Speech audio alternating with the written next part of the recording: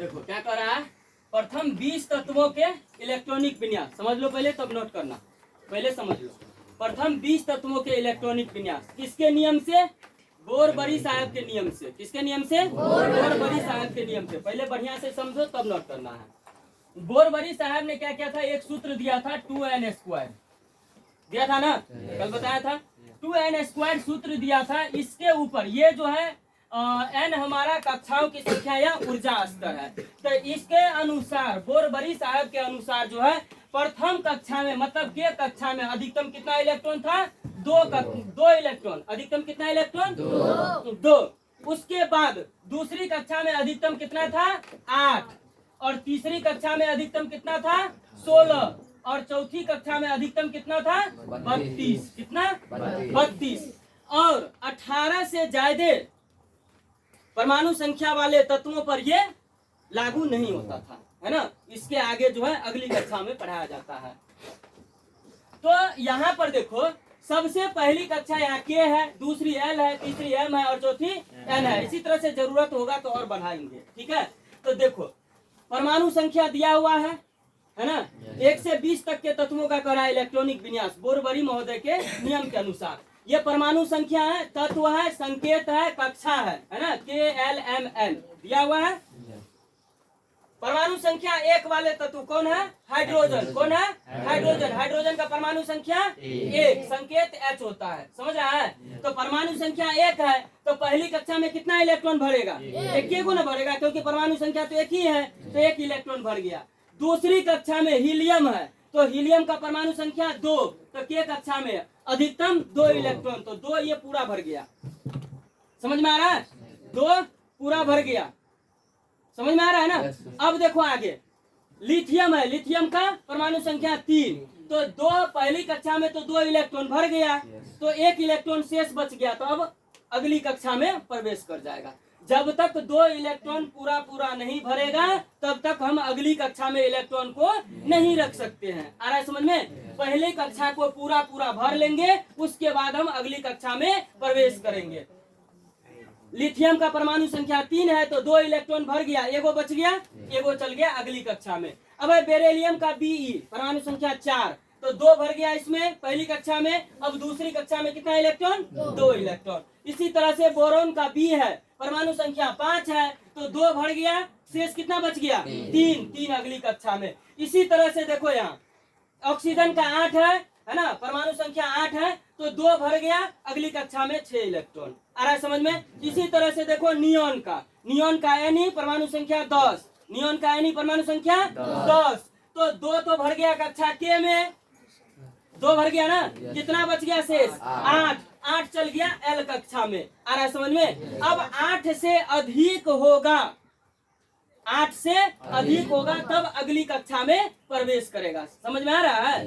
क्योंकि बाहरी कक्षा में 8 से अधिक इलेक्ट्रॉन नहीं रह सकता है, ये लिखाए थे ना, 8 से अधिकतम नहीं रह सकता है, चाहे कक्षा की संख्या कुछ भी क्यों न हो। आ रहा है समझ में? यहाँ तक समझने में किसी को दिक्कत भी है? नहीं ना? नोट करो फास्ट में।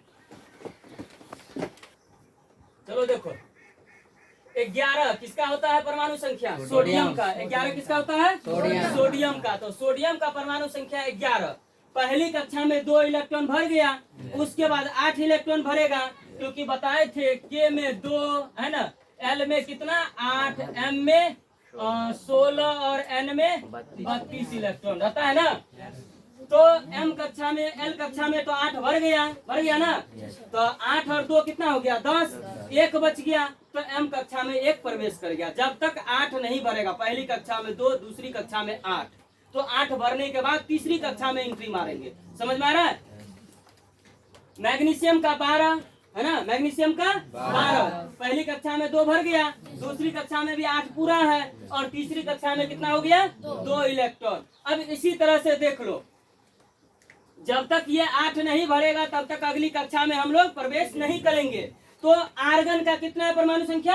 18, तो पहली कक्षा में 2 भर गया, दूसरी कक्षा में 8 भर गया, तीसरी कक्षा में भी 8 भर गया, तो 8, 8, 16, 2, 18 आर्गन है ना, तो 8 भर गया, 8 भर गया, तो 8, 8, 16, 2, 18, पोटासियम का 19, पोटासियम का 19, 2 भर गया, 8 भी भर गया, 8 भी भर गया। अब अगली कक्षा में प्रवेश करेगा। अगली कक्षा में कितना हो जाएगा? 1। देखो 8 8 16 2 18 1 19, 8 जब ये पुड़ जाएगा तो अगली कक्षा में प्रवेश कर जाएगा। समझ में आ रहा है? उसी तरह से कैल्शियम का 20, 2 भर गया के कक्षा में, एल में भी 8, एम में भी 8, और उसके बाद 2 बच गया तो अगली कक्षा में 2, ये भी 8 पूरा होगा तब हम अगली कक्षा में प्रवेश करेंगे। समझ में आ रहा है ना?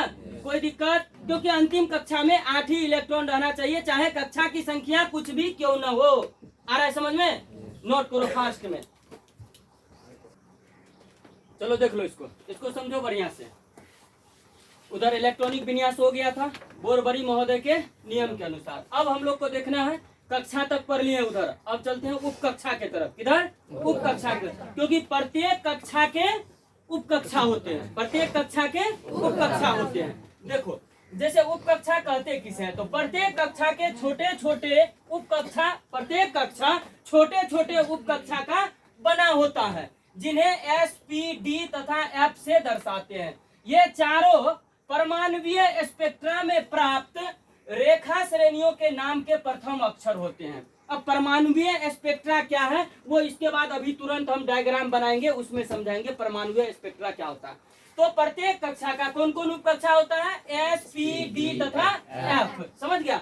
एस मतलब होता है शार्प, पी मतलब होता है प्रिंसिपल, डी मतलब होता है डिफ्यूज, एफ मतलब होता है फंडामेंटल।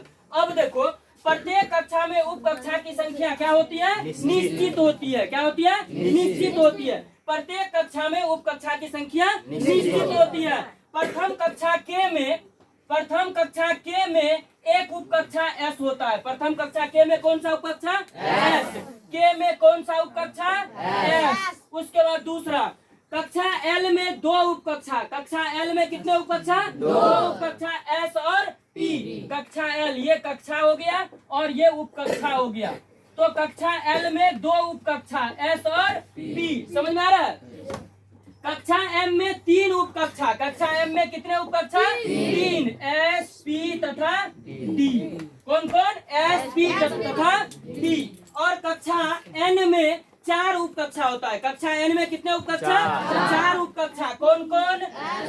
एस, पी, डी तथा एफ। समझ में आ रहा है? कक्षा एन में कितने उप कक्षा है? 4 उप कक्षा। कौन कौन? एस, पी, डी तथा एफ। आ रहा है समझ में? अब देख लो, अतः किसी भी कक्षा का पहला उप कक्षा एस, दूसरा पी, तीसरा डी, चौथा उप कक्षा एफ होता है। समझ में? किसी भी कक्षा का पहला उप कक्षा एस, दूसरा उप कक्षा पी, और तीसरा उप कक्षा डी, और चौथा उप कक्षा एफ होता है। आ रहा है समझ में? प्रत्येक कक्षा के उप कक्षा होते हैं। पहला उप कक्षा एस होता है, दूसरा पी होता है, तीसरा डी होता है और चौथा एफ होता है। समझ में आ रहा है? कोई डाउट? किसी को कोई दिक्कत है तो पूछ लो, नहीं है नोट करो। इधर देखो, इधर देख लो, पहले समझ लो फिर नोट करना। देखो किस कक्षा में कितना उप कक्षा होता है और कौन कौन से उप कक्षा होते हैं। तो देखो कक्षा के है, के का कितना उप कक्षा? 1। कौन सा? एस। कौन सा? एस। तो 1 जो लिखा हुआ है कक्षा की संख्या है। ये क्या है? कक्षा की संख्या है। एस क्या है? उप कक्षा है। एस क्या है? उप कक्षा है। ये 1 जो लिखा हुआ है ये कक्षा की संख्या है, कक्षा की संख्या। एस जो है ये उप कक्षा का नाम है। क्या है? उप कक्षा का नाम है। आ रहा समझ में? देखो, और एल दूसरा उप कक्षा है। तो एल कक्षा में कितने उप कक्षा होते हैं? 2। कौन कौन? 2s हो जाएगा। 2s का मतलब दूसरा कक्षा का एस उप कक्षा, कोमा दूसरा कक्षा का पी उप कक्षा। कौन कौन से उप कक्षा? एस और पी। कौन कौन से? एस और पी। आ रहा है समझ में? अब कहोगे सर पिछवाड़े में जो 2 लगा हुआ ये क्या है? तो ये 2 उप कक्षा की संख्या है। ये क्या है? सॉरी, कक्षाओं की संख्या है। ये क्या है? कक्षाओं की संख्या। इसके पिछवाड़े में देखो, एस के पिछवाड़े में 2 और पी के पिछवाड़े में 2 लगा हुआ है ना, तो ये 2 और ये 2 क्या है? कक्षाओं की संख्या है। क्या है? कक्षाओं की संख्या है। तो एल हमारा दूसरा कक्षा है, दूसरा कक्षा में 2 उप कक्षा होता है, एस और पी। आया समझ में? उसी तरह से तीसरा कक्षा एम है, तीसरा कक्षा एम है। एम को कितने उप कक्षा? 3। कौन कौन? एस, पी और डी। एस, पी और डी। एम कक्षा के 3 उप कक्षा, एस, पी और डी। ये इसके पीछे में 3 लगा है, इसका मतलब ये क्या है? कक्षाओं की संख्या है। कौन सी है? कक्षाओं की संख्या। ये तीसरा कक्षा का एस उप कक्षा, तीसरा कक्षा में पी उप कक्षा, तीसरा कक्षा में डी उप कक्षा, मतलब तीसरा कक्षा में 3 उप कक्षा, एस, पी और डी। आ रहा है समझ में? उसी तरह से चौथा कक्षा एन, चौथा कक्षा एन। एन में कितने उप कक्षा? 4। कौन कौन? एस, पी, डी और एफ। एस, पी, डी और एफ। चौथा कक्षा एन है और एन के 4 उप कक्षा होते हैं, एस, पी, डी और एफ। अब यहाँ देखो 4S, 4P, 4D, 4F लिखे। इसका मतलब हुआ चौथा कक्षा का एस उप कक्षा, चौथा कक्षा का पी उप कक्षा, चौथा कक्षा का डी उप कक्षा, चौथा कक्षा का एफ उप कक्षा। आ रहा है समझ में?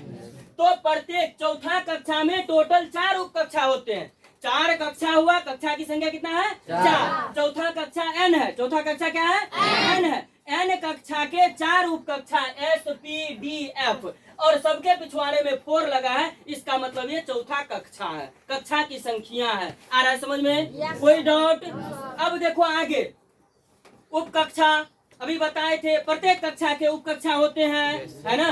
तो उप कक्षा एस, पी, डी और एफ है। उप कक्षा क्या है? एस, पी, डी और एफ है। अब किस उप कक्षा में कितना इलेक्ट्रॉन रह सकता है? मैक्सिमम से मैक्सिमम, अधिकतम से अधिकतम कितना इलेक्ट्रॉन रख सकते हैं? जैसे हमारा ये पॉकेट है, इसमें अधिक से अधिक कितना रुपया रख सकते हैं? 10 लाख, 5 लाख, है कि नहीं है? उसी तरह से जब ये भर जाएगा तब इधर डालेंगे, है ना? इसमें कई करोड़ अट सकता है, फिर इधर रखेंगे, इसमें कई करोड़ अट सकता है, फिर इधरों है, इसमें कई करोड़ अटेगा, इसमें कई करोड़ अटेगा, तब पिछाड़ियों में है कि नहीं? तो इस तरह से जब तक एगो पॉकेट भरेगा नहीं तब तक दूसरा में हाथ डालेंगे नहीं। समझ में आ रहा है? तो कहने का मतलब है ये हमारा उप कक्षा है, और किस उप कक्षा में अधिकतम कितना इलेक्ट्रॉन रह सकता है ये देखते हैं। एस उप कक्षा में अधिकतम कितना इलेक्ट्रॉन? 2। पी में अधिकतम कितना? 6। डी में अधिकतम 10 और एफ में अधिकतम 14। जब तक पहला उप कक्षा नहीं फुल होगा तब तक दूसरा में हम नहीं एंट्री मारेंगे। समझ में आ रहा है? तो पहला एस उप कक्षा में अधिकतम कितना इलेक्ट्रॉन? 2। पी उप कक्षा में अधिकतम कितना इलेक्ट्रॉन? 6। और डी उप कक्षा में अधिकतम कितना इलेक्ट्रॉन? 10। एफ उप कक्षा में अधिकतम कितना इलेक्ट्रॉन? 14। आ रहा है समझ में? तो जब तक पहला कक्षा नहीं फुल होगा तब तक दूसरा कक्षा में हम लोग एंट्री नहीं मारेंगे। आ रहा है समझ में? कोई दिक्कत? नोट करो फास्ट में। किसी परमाणु में इलेक्ट्रॉन की व्यवस्था को उप कक्षा में प्रदर्शित करने के लिए उप कक्षा के पहले कक्षा की संख्या लिखते हैं और उस उप कक्षा में उपस्थित इलेक्ट्रॉनों की संख्या को उप कक्षा के दाहिनी ओर घात के जैसे लिखते हैं, जैसे 2s²। क्या?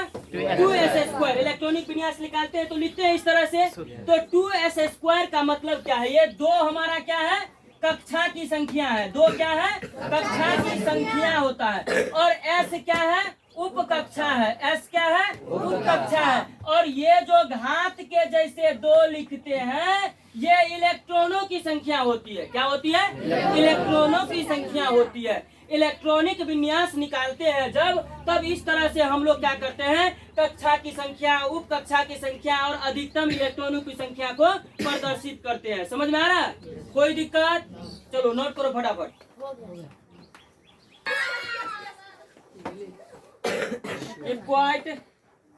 चलो देखो इधर क्या करा है? Electron spectra. क्या दिया हुआ है? Electron spectra. समझ में आ रहा है? इलेक्ट्रॉन स्पेक्ट्रा सबसे नीचे में, ये बीच में देखो, ये जो दिया हुआ है ये ऐसे राउंडिंग रहता है, गोल गोल ऐसे रहता है। समझ आ रहा है ना? उसका आधा ही हम यहाँ पर लिए हुए हैं, उसका आधा ही यहाँ पर लिया गया है अर्ध चांद के रूप में। समझ में? ये केंद्र में नाभिक होता है, उसके बाद ये कक्षा की संख्या है के, एल, एम और एन। आ रहा है ना समझ में? और ये लिखाए थे n बराबर 1, n बराबर 2, n बराबर 3, n बराबर 4। ये कक्षाओं की संख्या होती है, लिखाए हुए थे ना। या इसी को ऊर्जा स्तर भी बोलते हैं। समझ में आ रहा है? तो किस कक्षा में कितना उप कक्षा होता है और कौन कौन सा उप कक्षा होता है, इसको इलेक्ट्रॉन स्पेक्ट्रा के द्वारा हम लोग एक बार देख लेते हैं। समझ में आ रहा है? तो ये देखो सेंटर में क्या है? नाभिक। सेंटर में क्या है? नाभिक। उसके बाद n बराबर 1 मतलब कक्षा की संख्या के, कक्षा की संख्या 1। और कौन सा कक्षा?